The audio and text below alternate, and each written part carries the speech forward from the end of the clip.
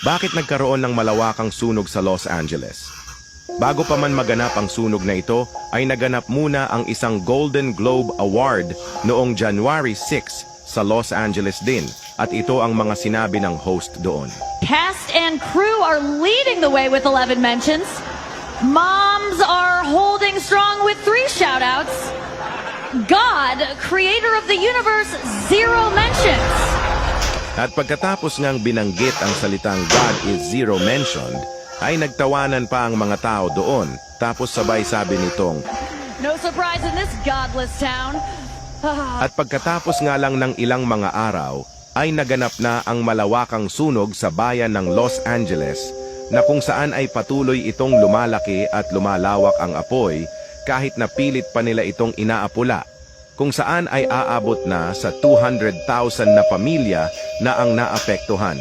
Ano sa tingin ninyo? Nagkataon lang ba ito? O parusa na ito ng Diyos sa kanila dahil ininsulto nila ang Diyos na sinabing wala daw ambag ang Diyos at godless daw ang kanilang lugar?